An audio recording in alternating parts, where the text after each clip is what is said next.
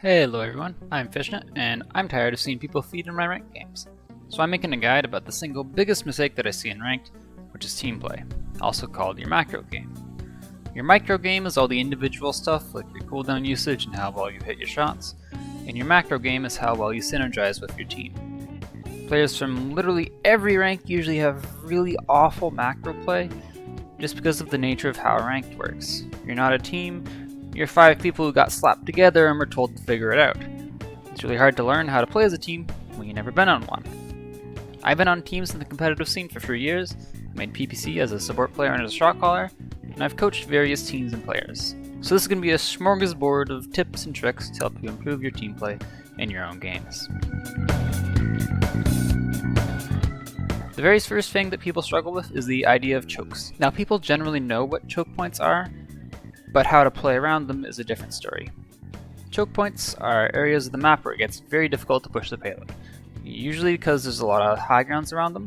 So for example, to push the guard from here to here is pretty easy, but to push the guard from here to here is pretty difficult, so this part of the map would be considered a choke. So when you're on defense, you should do your very best to hold at one of these choke points, since it's so difficult for the other team to break them. Seems pretty straightforward, but it's really common for like an Andro to be holding the high ground, see a low HP Victor somewhere and go chase it and just give up all of his good positioning for free. It's risky to push up like this on defense. It's pretty likely that you'll die or get traded, which isn't really what you want on defense. It's not always a bad play, but it's risky. It's just safer to hold the choke, hold your high grounds, and wait for the other team to come to you. And if the other team isn't holding at a choke at all, how do you punish that mistake? Well, you can usually just take angles on them for free. If we go back to Splitstone, and the team is holding something like this, it's fairly easy for someone to wrap from lava or quarry and just get a free angle. But what if the other team is properly holding a choke? Well, this is usually where ults come into play. When you fight at a choke, the other team starts with a positioning advantage, so you use ults to bring the fight back in your favor. Using ults in fights that don't happen at a choke means you're usually just winning harder when you don't really need those ults to win in the first place. You just take flanks and angles for free and have a positioning advantage for that fight. So ult should only really be used to break chokes and to hold chokes. Keeping in the theme of addressing how you should be taking fights, let's look at some comps. We're going to go to Serpent, and we're going to take a look at these two team comps. If you had to break down how each of these work, and you only had one thing that you could point out, for the sake of simplicity, what would you point out? And don't be a smartass, I don't care about items or ults or potential rollouts, like anything really complicated. The point that I want to bring up is that this comp wants to fight at a long range, and this comp wants to fight at a short range. And this is pretty obvious if you're familiar with the game. But most of this sort of macro team stuff is taking ideas that you already know and transforming that into actions that you can take in game. So if you're this comp, if both teams are taking a long poke fight, do you need to push? No, you don't. Your comp has a higher chance of getting picks, you're probably just going to do more damage over time. You're completely fine to just sit back and shoot the other team. Now, that doesn't mean sitting your backline the entire game, you still need like map control. You just want to be taking longer sightlines. But if you're the other comp, you can't take that long poke fight. You want to take advantage of your strength at short range, and get on top of the other team where you can take that close range fight that you want. And if you're this comp, and there's a close range brawl happening, then you need to find ways to open up those long sightlines again. You get the idea. If your comp is better at long range, try to fight at long range. If your comp is better at close range, try to fight at close range. If your team is taking the type of fight that they want, you don't really need to do anything else. You can just take that fight. This is also a really good way of recognizing win conditions. You can kind of just break everything down to the basics. So it's important to recognize when you need to be pushing things, and when it's fine to just sit back and slowly win. But that's only team comps. What about positioning? Let's say we're playing these comps on Borders Gate. Not paying too much attention to the comps, let's assume that usually blue team would have to be pretty aggressive. These comps have similar range, but red team has a lot more sustain. Let's say we're at the start of a fight.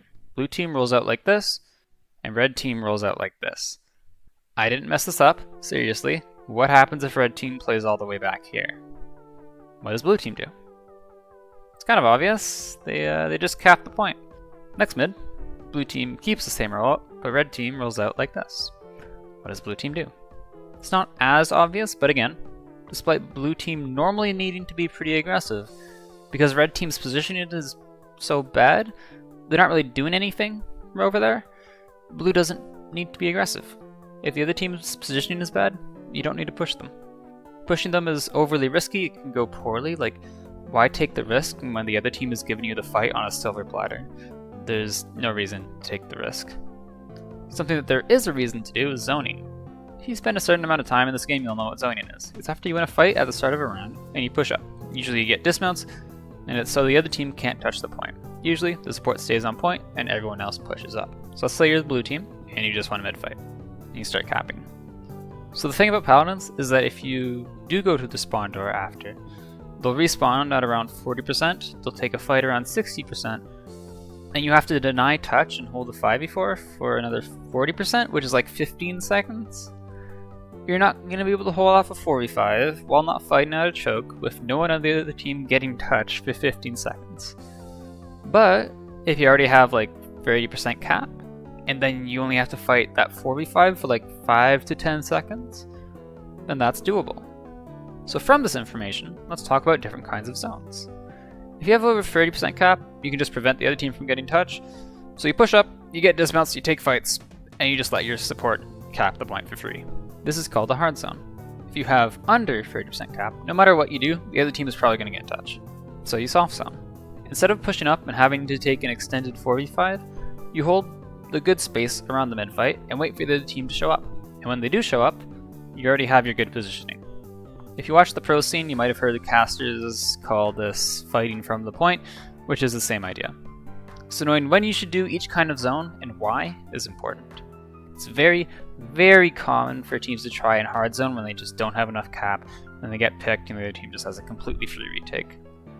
And 30% is just a benchmark, it's not like a super strict rule.